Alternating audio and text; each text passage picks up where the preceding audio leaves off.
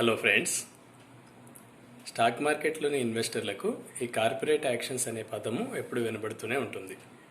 Corporate actions అంటే bonus కానివ్వండి, dividend కానివ్వండి, మెర్జరు లేదా డీమెర్జరు, స్టాక్ స్ప్లిట్, ఇలాంటి పదాలు వినబడుతూ ఉంటాయి.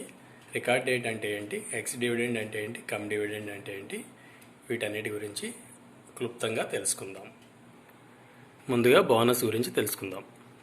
బోనస్ అంటే కంపెనీలో ఆల్రెడీ షేర్ హోల్డర్లుగా ఉన్న వాళ్ళకి కొన్ని షేర్లని బోనస్ ఇస్తారు. అంటే కొన్ని కంపెనీలు 1:1 రేషియోలో బోనస్ ఇచ్చాయి, లేదా 1:2 రేషియోలో బోనస్ ఇచ్చాయి అంటూ వింటూ ఉంటాము. ఈ బోనస్ ఎందుకు ఇస్తారు, ఎటువంటి సందర్భంలో ఇస్తారో చూద్దాం. ఒక చిన్న ఉదాహరణ తీసుకొని బోనస్ గురించి ఎక్స్ప్లెయిన్ చేస్తాను. ఏదైనా ఒక కంపెనీ మంచి లాభాలను ఆర్జిస్తూ లాభ నష్టాల ఖాతా అంటే ప్రాఫిట్ అండ్ లాస్ అకౌంట్లో ఉన్నటువంటి ప్రాఫిట్స్ని బ్యాలెన్స్ షీట్కి ట్రాన్స్ఫర్ చేస్తుంది. అంటే దీన్నే అక్యుములేటెడ్ ప్రాఫిట్స్ అంటారు, లేదా రిజర్వ్స్కి ట్రాన్స్ఫర్ చేయడం అంటారు.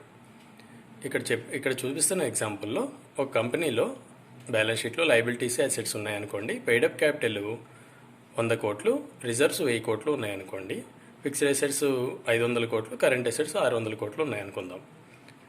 లయబిలిటీస్ సైడ్ ఉన్న పెయిడప్ క్యాపిటల్ చూద్దాం. అంటే 100 కోట్ల రూపాయలు పెయిడప్ క్యాపిటల్ ఉన్నట్లయితే వాళ్ళ రిజర్వ్స్ 1000 కోట్లు అయినాయి. అంటే వాళ్ళకి ప్రాఫిట్స్ బాగా రావడం వలన over a period of time, అంటే కొన్ని సంవత్సరాలు పోయిన తర్వాత పెయిడప్ క్యాపిటల్ కంటే రిజర్వ్స్ ఎక్కువ అయిపోయినాయి. అంటే ఈ కంపెనీ చాలా స్ట్రాంగ్గా ఉందని మనం అర్థం చేసుకోవచ్చు.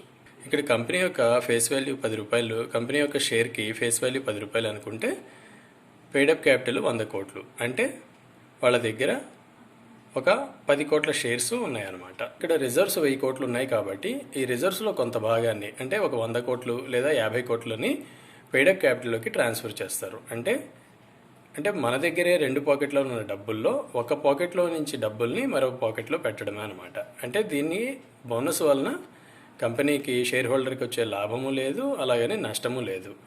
కాకపోతే షేర్ హోల్డర్లకి బోనస్ షేర్లు ఉచితంగా ఇవ్వడం వల్ల వాళ్ళకి షేర్లు ఉచితంగా వచ్చినట్లు అనిపిస్తుంది. కానీ ఆ ఇచ్చినటువంటి షేర్లు, అంటే ఇక్కడ చెప్పిన ఉదాహరణలో 100 కోట్లు పెయిడప్ క్యాపిటల్ ఉన్నప్పుడు 100 కోట్ల రూపాయలు బోనస్ షేర్స్ ఇష్యూ చేసినట్లయితే 200 కోట్ల రూపాయలు పెయిడప్ క్యాపిటల్ అవుతుంది. ఆల్రెడీ 10 కోట్ల షేర్లు ఉన్నట్లయితే 10 కోట్ల షేర్లకు గాను మరొక 10 కోట్ల షేర్లు ఉచితంగా ఇస్తారు. అంటే 1:1 రేషియో అంటారు దీన్నే. ఈ విధంగా 1:1 రేషియోలో బోనస్ని కంపెనీ ఇష్యూ చేసినట్లయితే దాని షేర్ ప్రైసు మార్కెట్లో సగానికి సగం పడిపోతుంది. అంటే ఒక షేరు ధర 1000 రూపాయలు ఉందనుకోండి మార్కెట్లో, 1:1 బోనస్ ఇచ్చినట్లయితే ఆ బోనస్ ఎగ్జిక్యూట్ అయిపోయిన తర్వాత షేర్ హోల్డర్లకు ఆ షేర్లు అందిన తర్వాత ఆటోమేటిక్గా ఎక్స్చేంజ్ వాళ్ళు 50%కి దాని షేర్ ధరని తగ్గిస్తారు. తర్వాత అక్కడి నుంచి క్రమంగా మళ్ళీ ఆ షేర్ ధర పెరిగే అవకాశం ఉంటుంది, కంపెనీ పెర్ఫార్మెన్స్ బాగా ఉన్నట్లయితే. ఈ బోనస్ని ఎందుకు ఇస్తారంటే షేర్ హోల్డర్ల నమ్మకాన్ని చూరగొనడానికి, మార్కెట్లో వాళ్ళ పరపతిని బాగా పెంచుకోవడానికి, అక్యుములేటెడ్గా ఉన్నటువంటి ప్రాఫిట్స్ని, రిజర్వ్స్ని పెయిడప్ క్యాపిటల్లోకి మళ్లించి బోనస్ షేర్స్ రిలీజ్ చేస్తూ ఉంటారు. ఈ విధంగా చేయడం వలన కంపెనీకి ఎంతో పరపతి పెరుగుతుంది మార్కెట్లో. దాని పట్ల ఎంతో నమ్మకము వినియోగదారుల్లో పెరుగుతుంది, అట్లాగే షేర్ హోల్డర్లు, ఇన్వెస్టర్లలో కూడా పెరుగుతుంది. క్రమక్రమంగా ఆ కంపెనీ బోనస్ ఇచ్చిన తర్వాత మళ్ళీ వాళ్ళ కార్యకలాపాలను అదేవిధంగా సాగిస్తూ మంచి అభివృద్ధి పదంలో ఉన్నట్లయితే దాని ధర త్వరలోనే మళ్ళీ 1 or 2 ఇయర్స్లో ప్రీవియస్ రేటుకు చేరుకుంటుంది. అంటే 1000 రూపాయల ప్రైస్ ఉన్నటువంటి కంపెనీ బోనస్ షేర్స్ ఇష్యూ చేసిన తర్వాత దాని ప్రైసు 1:1 బోనస్ ఇచ్చినట్లయితే 500 రూపాయలకి పడిపోతుంది. అక్కడి నుంచి క్రమంగా డెవలప్మెంట్లో ఉన్నట్లయితే మళ్ళీ ఆ 1000 రూపాయలు చేరుకోవడానికి ఎంతో కాలం పట్టదన్నమాట. ఎగ్జాంపుల్ కోసం చూసుకున్నట్టయితే రీసెంట్గా బోనస్ ఇష్యూలు, చాలా కంపెనీ బోనస్ ఇష్యూలు రిలీజ్ చేసినాయి. దాంట్లో కర్ణాటక బ్యాంక్ చూసుకున్నట్లయితే 1:10 రేషియోలో బోనస్ని ప్రకటించింది. అంటే ప్రతి 10 షేర్లు ఉన్న వాళ్ళకి ఒక షేర్ని బోనస్గా ఉచితంగా ఇస్తారనమాట. దీనిలో రికార్డ్ డేటు మరియు ఎక్స్ బోనస్ డేటు అని 2 డేట్లు ఉంటాయి. వీటిని మనం తెలుసుకోవాలి. రికార్డ్ డేట్ అంటే వీళ్ళు ఈ బోనస్ని ఎగ్జిక్యూట్ చేయడం కోసం ఒక డేట్ని కట్ ఆఫ్ డేట్గా నిర్ణయిస్తారు, దాన్నే రికార్డ్ డేట్ అంటారు. ఆ టైంలో బుక్స్ని క్లోజ్ చేసి, టెంపరీగా బుక్స్ని క్లోజ్ చేసి ఉంచుతారు రికార్డ్ డేట్ పర్పస్ కోసం. ఎక్స్ బోనస్ డేట్ అంటే 17/3, అంటే మార్చి 17 లోపు, అంటే ఎక్స్ బోనస్ డేట్ కంటే ఒక రోజు ముందుగానే మనం షేర్లు కొనుక్కొని ఉండాలి. ఈ రికార్డు డేట్ నాటికి మనం మన షేర్లు మన డీమ్యాట్ అకౌంట్లో క్రెడిట్ అయి ఉండాలి. అంటే 16వ తారీఖు లేదా 15వ తారీఖున మీరు షేర్లు కొనుక్కున్నట్లయితే 18వ తారీఖున మీ డీమ్యాట్లోకి ఆ షేర్లు క్రెడిట్ అవ్వటం జరుగుతుంది. అటువంటి వాళ్ళకి మాత్రమే ఆ బోనస్ షేర్లు లభించడానికి ఎలిజిబిలిటీ వస్తుందన్నమాట. అదేవిధంగా ప్రీవియస్ ఇయర్స్లో చూసుకున్నట్టయితే రిలయన్స్ ఇండస్ట్రీస్ 2017లో 1:1 రేషియోలో బోనస్ని ఇష్యూ చేశారు. దానికి రికార్డ్ డేటు సెప్టెంబర్ 9, 2017 గాను, ఎక్స్ బోనస్ డేటు సెప్టెంబర్ 7, 2017 గాను నిర్ణయించారు. ఈ విధంగా 1:1 రేషియోలో రిలయన్స్ వాళ్ళు బోనస్ ఇచ్చారనమాట. మరొక ముఖ్యమైన కార్పొరేట్ యాక్షన్ చూస్తే రైట్స్ ఇష్యూ అనమాట. రైట్స్ ఇష్యూ అంటే ఏంటి తెలుసుకుందాం ఇప్పుడు. రైట్స్ ఇష్యూ అంటే ఆల్రెడీ ఎగ్జిస్టింగ్ కంపెనీ ఏదైతే ఉందో, మార్కెట్లో లిస్ట్ అవుతూ ఉన్న కంపెనీ తనకు అడిషనల్ క్యాపిటల్ కావాలి అంటే తన బిజినెస్ ఎక్స్పాన్షన్ కోసం కానివ్వండి, అప్పులు తీర్చేసి డెట్ ఫ్రీ కంపెనీగా తయారు కావడం కోసం కానివ్వండి, ఇలాంటి సందర్భాల్లో అడిషనల్ క్యాపిటల్ని రిక్వైర్మెంట్ ఉన్న కంపెనీ వాళ్ళు రైట్స్ ఇష్యూ రిలీజ్ చేస్తారు. రైట్స్ ఇష్యూ ఎవరైనా రిలీజ్ చేస్తే కంపెనీలో షేర్ హోల్డర్స్ ఇంట్రెస్ట్ అయ్యి కొనేవాళ్ళు ఉండాలి. కాబట్టి reputed companies or renowned companies మాత్రమే ఈ రైట్స్ ఇష్యూని రిలీజ్ చేస్తాయి. దీంట్లో కూడా కొంత రేషియో ఉంటుంది. ఆల్రెడీ 10 షేర్లు ఉన్న వాళ్ళకి 1 షేర్ కానివ్వండి, 10 షేర్లు ఉన్న వాళ్ళకి 5 షేర్స్ కానివ్వండి రైట్స్ ఇష్యూగా రిలీజ్ చేస్తూ ఉంటారు. రైట్స్ ఇష్యూగా రిలీజ్ చేసినప్పుడు ఎగ్జిస్టింగ్ షేర్ హోల్డర్లు మాత్రమే కొనుక్కోగలుగుతారు. ఎగ్జిస్టింగ్ షేర్ హోల్డర్లు అందరూ కొనుక్కోవాలని నిబంధన ఏమీ లేదు. రైట్స్ ఇష్యూ అనేది వాళ్ళకు వచ్చిన హక్కు వంటిది. ఆ హక్కును వినియోగించుకుంటారా లేదా అనేది షేర్ హోల్డర్ యొక్క ఇష్టం అనమాట, ఆప్షనల్ అనమాట. వీళ్ళు ప్రచార సాధనాల్లో అంటే మీడియాలో రైట్స్ ఇష్యూ గురించి డీటెయిల్స్ ఇస్తారు, దానికి రేషియో గురించి ఇస్తారు, ఓపెన్ డేట్, క్లోజ్ డేట్ ఇస్తారు. ఈ మధ్యలో ఎవరైతే ఇంట్రెస్టెడ్ షేర్ హోల్డర్స్ ఉన్నారో వాళ్ళు ఆ రైట్స్ ఇష్యూ కోసం అప్లై చేసి వాళ్ళు చెప్పినటువంటి ప్రైస్ వీళ్ళకి ఇష్టమైనట్లయితే రైట్స్ ఇష్యూ కోసం అప్లై చేసుకోవచ్చు అనమాట. రీసెంట్గా మనం చూసుకున్నట్టయితే రిలయన్స్ ఇండస్ట్రీస్ వాళ్ళకు ఉన్నటువంటి అప్పుల్ని తగ్గించుకొని డెట్ ఫ్రీ కంపెనీగా మారడానికి ముఖేష్ అంబానీ టార్గెట్ చేశాడనమాట. అందుకనే కొంత భాగాన్ని అంటే రిలయన్స్ జియో కోసం వాళ్ళు చాలా డెట్ క్రియేట్ అయింది. రిలయన్స్ జియోని దాదాపుగా 4 సంవత్సరాల క్రితం ఈ రిలయన్స్ జియోని పెట్టినప్పుడు దగ్గర 2,25,000 కోట్లు 2,30,000 కోట్ల వరకు అప్పు చేయాల్సి వచ్చింది. ఈ అప్పుని క్రమంగా తగ్గించుకోవడానికి కంపెనీ బాగా డెవలప్ అయింది కాబట్టి, అంటే రిలయన్స్ జియో అనేది రిలయన్స్ ఇండస్ట్రీస్లో ఒక భాగం అనమాట. ఈ రిలయన్స్ జియో కోసం చేసిన అప్పుని తగ్గించుకోవడానికి రిలయన్స్ జియోలో కొంత భాగాన్ని ఫేస్బుక్కి, కొంత భాగాన్ని ఇతర కంపెనీలకి అమ్ముతూ వస్తున్నారు. అదేవిధంగా మరి ఒక 70,000 కోట్లని రైట్స్ ఇష్యూ రూపంలో రిలయన్స్ షేర్లను అమ్మి సేకరించడానికి ప్లాన్ చేశారనమాట. అంటే రైట్స్ ఇష్యూ కోసము షేర్లను అమ్ముతున్నప్పుడు వాళ్ళ క్యాపిటల్ పెరుగుతుంది కాబట్టి షేర్ ప్రైస్ దీనికి ఎఫెక్ట్ అవుతుందన్నమాట. ఇక్కడ వీళ్ళు 30th ఏప్రిల్ రోజు రైట్స్ ఇష్యూని అనౌన్స్ చేశారు. 20% డిస్కౌంట్ ఇస్తున్నారు. అంటే ఎగ్జిస్టింగ్ షేర్ హోల్డర్కి ఆ రోజు 30th ఏప్రిల్ రోజు క్లోజింగ్ ప్రైస్ ఎంతైతే ఉన్నదో ఆ ప్రైస్ మీద 20% డిస్కౌంట్ ఇస్తున్నారు. అలా అని చెప్పి అందరూ షేర్ హోల్డర్లు ఎగబడే అవకాశం ఉంటుంది కాబట్టి అందరికీ అవకాశం ఇవ్వాలనుకుంటారు కాబట్టి ఈ రేషియో అనేది 15 షేర్లు ఉన్న వాళ్ళకి 1 షేర్ మాత్రమే ఇస్తున్నారు. అంటే 150 షేర్లు ఉన్న వాళ్ళకి 10 షేర్లు వస్తాయి, 1500 షేర్లు ఉన్న వారికి 100 షేర్లు వస్తాయి అన్నమాట. వీళ్ళ రికార్డ్ డేటు 14 మేగా నిర్ణయించారు. ఈ విధంగా రైట్స్ ఇష్యూని కావాల్సిన వాళ్ళు అప్లై చేసుకొని పొందవచ్చు అన్నమాట. ఇకపోతే మరి ఒక ముఖ్యమైన కార్పొరేట్ యాక్షన్ డివిడెండ్. ఈ డివిడెండ్ అంటే అందరికీ చాలా ఆసక్తికరంగా ఉంటుంది. డివిడెండ్ ఏ కంపెనీలు ఇస్తాయంటే ప్రాఫిట్స్ బాగా వచ్చిన కంపెనీలు మాత్రమే డివిడెండ్ ఇస్తాయి. ఈక్విటీ మార్కెట్లో కంపెనీల చట్టం ప్రకారం, ఇండియన్ కంపెనీస్ యాక్ట్ ప్రకారం ఈక్విటీ షేర్ హోల్డర్లకు డివిడెండ్ ఇవ్వాలి అనేటువంటి నిబంధన ఏమీ లేదు.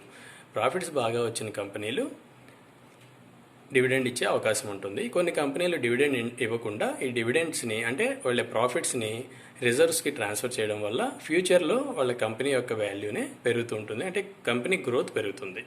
కానీ కొన్ని కంపెనీలు వాళ్ళ షేర్ హోల్డర్లు తమ ఎక్స్పెక్టేషన్లు ఎంతో పెట్టుకుంటారు కాబట్టి కొంత డివిడెండ్ రూపంలో ఇచ్చినట్లయితే షేర్ హోల్డర్లు కూడా ఎంతో హ్యాపీగా ఫీల్ అవుతారు. వాళ్ళ పెట్టుబడికి కొద్దిగా రిటర్న్ వస్తుంది కాబట్టి వాళ్ళు ఏదో విధంగా దాన్ని వాళ్ళ పర్సనల్ అవసరాల కోసం వినియోగించుకోవడానికి వీలుగా ఉంటుంది. డివిడెండ్ గురించి ఆలోచించే ముందుగా ఈపీఎస్ గురించి తెలుసుకోవాలి. ఈపీఎస్ అంటే ఎర్నింగ్స్ పర్ షేర్ అన్నమాట. అంటే ఒక కంపెనీకి రాబడి ఎంత వచ్చింది, అంటే నెట్ నికరమైన ఆదాయం ఎంత వచ్చింది, కంపెనీలో సేల్స్ దాని రెవెన్యూలో నుంచి దాని ఖర్చులన్నీ తీసేయగా వచ్చినటువంటి ప్రాఫిట్స్ని దానిలో నుంచి ఇంకా ట్యాక్సెస్ పే చేయంగా వచ్చినటువంటి నెట్ ప్రాఫిట్స్ ఉంటాయి. ఈ నెట్ ప్రాఫిట్స్ని కంపెనీలో ఉన్నటువంటి షేర్లతో భాగించినట్లయితే ఈపీఎస్ వస్తుంది, అంటే ఎర్నింగ్ పర్ షేర్ వస్తుంది. అంటే ఒక కంపెనీకి నెట్ ప్రాఫిట్స్ 100 కోట్లు ఉండి వాళ్ళ షేర్స్ 10 కోట్లు ఉన్నట్లయితే ఒక్కొక్క షేర్కి 10 రూపాయలు సంపాదన వచ్చినట్లు, అంటే ఒక ఈపీఎస్ 10 రూపాయలు ఉన్నట్టు అనమాట. ఒకవేళ ఒక కంపెనీకి ఎర్నింగ్ పర్ షేర్ 10 రూపాయలు ఉంటే డివిడెండ్ 10 రూపాయలు ఇవ్వరు అనమాట. ఒక 3 రూపాయలు లేదా 4 రూపాయలు డివిడెండ్ ఇచ్చే అవకాశం ఉంటుంది. ఈ డివిడెండ్ కూడా బోనస్ మరియు రైట్స్ ఇష్యూ లాగా X dividend date, come dividend date, record date అని ఉంటాయి. ఎక్స్ డివిడెండ్ డేటు అంటే ఆ డివిడెండ్ మీకు పొందాలి అనుకున్నట్లయితే ఆ షేర్ హోల్డరు తమ డిమాట్ అకౌంట్లో ఆ షేర్లను కలిగి ఉండాలి. వాళ్ళు ఒక రోజున రికార్డ్ డేట్ అనౌన్స్ చేస్తారు. ఆ రికార్డ్ డేట్కి 2 రోజులు ముందుగానే, ఒక రోజు లేదా 2 రోజులు ముందుగానే ఎక్స్ డివిడెండ్ డేట్ ఉంటుంది. ఆ ఎక్స్ డివిడెండ్ డేట్ ముందుగానే మీరు పర్చేజ్ చేసినట్లయితే ఆ రికార్డు డేటు సమయం నాటికి మీ అకౌంట్లో షేర్లు క్రెడిట్ అవుతాయి. అప్పుడు మాత్రమే ఆ షేర్ హోల్డరు డివిడెండ్కి ఎలిజిబుల్ అవుతాడు. ఒకవేళ ఆ రికార్డ్ డేట్ దాటిన తర్వాత మీరు కొనుక్కున్నట్లయితే దాన్ని కమ్ డివిడెండ్ అంటారు. అటువంటప్పుడు కొద్దిగా షేర్ ప్రైస్ తగ్గిపోతుంది. ఒక ఎగ్జాంపుల్ తీసుకుందాం.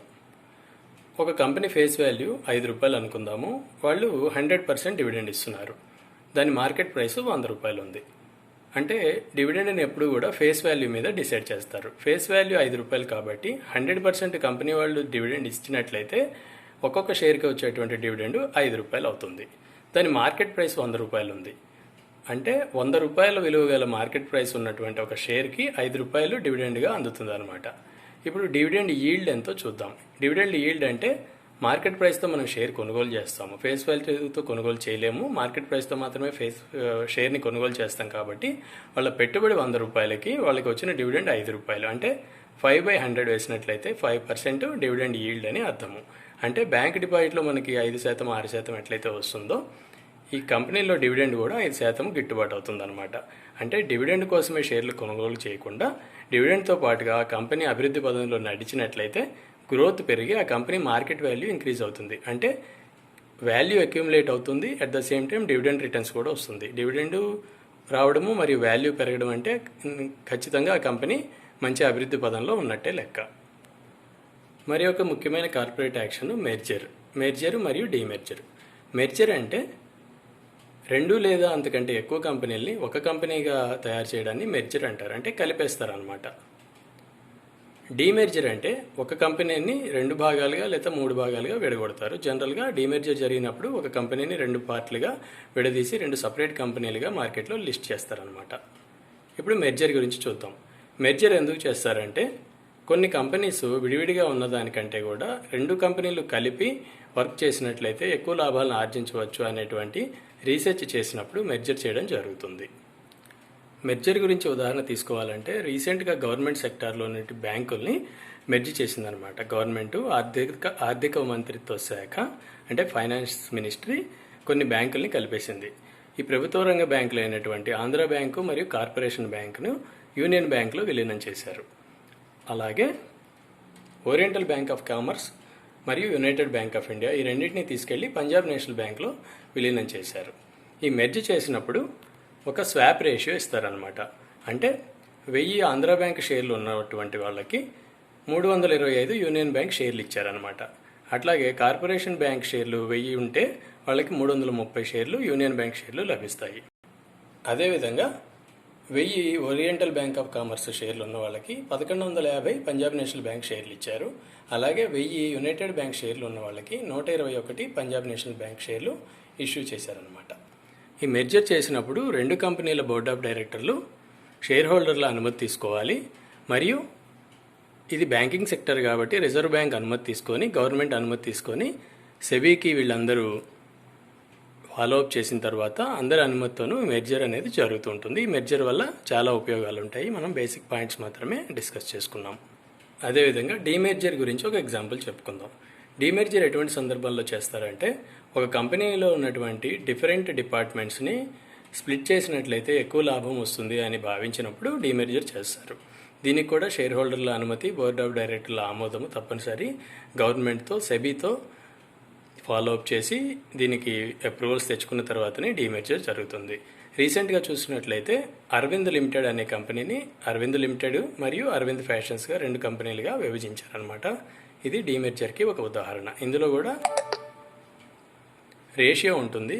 100 అరవింద్ షేర్లు ఉన్న వాళ్ళకి అరవింద్ లిమిటెడ్ షేర్లు కొన్ని ఇస్తారు, అట్లాగే అరవింద్ ఫ్యాషన్ షేర్లు కొన్ని ఇస్తారు. అది వాళ్ళు కంపెనీలో డిసైడ్ చేసుకున్నటువంటి స్వాప్ రేషియో ప్రకారం ఆధారపడి ఉంటుంది. మరొక ఇంపార్టెంట్ కార్పొరేట్ యాక్షన్ ఏంటంటే స్టాక్ స్ప్లిట్ అన్నమాట. స్టాక్ స్ప్లిట్ అంటే ఫేస్ వాల్యూని విభజించడం. అంటే ఒక కంపెనీలో ఒక షేర్ యొక్క ఫేస్ వాల్యూ 10 రూపాయలు ఉన్నట్లయితే దాని ఫేస్ వాల్యూని 2 భాగాలుగా విభజిస్తారు, లేదంటే 10 భాగాలుగా విభజిస్తారు. అంటే 10 రూపాయలు ఉన్న ఫేస్ వాల్యూని 5 రూపాయలకు ఫేస్ వాల్యూగా 2 షేర్లుగా ఇస్తారు, లేదంటే ₹1 ఫేస్ వాల్యూగా 10 షేర్లుగా విభజించి షేర్ హోల్డర్కి అందిస్తారు. దీనివలన లాభాలు ఏంటి అంటే కంపెనీలో లిక్విడిటీ తక్కువ ఉంటుంది. అంటే మార్కెట్లో ఈ షేర్లు ఎక్కువగా ట్రేడ్ కావన్నమాట. షేర్ వాల్యూ ఎక్కువ ఉన్నట్లయితే చిన్న వినియోగదారులు దాన్ని కొనడానికి మొగ్గు చూపరు, దూరంగా ఉంటారు. ఇంత రేటు ఉన్న షేర్ని మనం కొనుగోలు చేయడం కరెక్ట్ కాదు, లేకపోతే అది జనాలకి పబ్లిక్కి అందుబాటులో లేకపోవడం వల్ల లిక్విడిటీ తక్కువ ఉంటుంది. అంటే ట్రేడింగ్ తక్కువ జరుగుతుంది, అట్ ద సేమ్ టైం చిన్న షేర్ హోల్డర్లకు అందుబాటులో ఉండదు, దాంట్లో బిజినెస్ తక్కువ జరుగుతుందనే ఉద్దేశంతో స్టాక్ని స్ప్లిట్ చేస్తారనమాట. స్టాక్ స్ప్లిట్ చేసిన తర్వాత లిక్విడిటీ ఎక్కువ ఉండడం వల్ల మార్కెట్లో ట్రేడింగ్ బాగా జరుగుతుంది. రీసెంట్ స్టాక్ స్ప్లిట్స్ చూసుకున్నట్టయితే వినతి ఆర్గానిక్స్ అనేది ఒక మంచి కంపెనీ. ఇది ఒక స్పెషాలిటీ కెమికల్స్ డివిజన్లో ఉన్నది.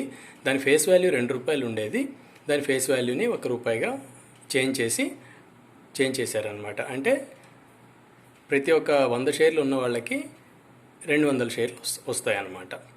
ప్రీవియస్ ఇయర్లో చూసుకున్నట్టయితే లాస్ట్ ఇయర్లో బ్రిటానియా అనే కంపెనీ, బ్రిటానియా అనేది ఫేమస్ ఎఫ్ఎంసీజీ ఫుడ్ కంపెనీ. మనం బిస్కెట్స్ అండ్ అదర్ ప్రొడక్ట్స్ మనము కొనుక్కుంటూ ఉంటాము. దీంట్లో ఫేస్ వాల్యూ ₹2 ఉండేది, దాన్ని కూడా ₹1గా కన్వర్ట్ చేశారు.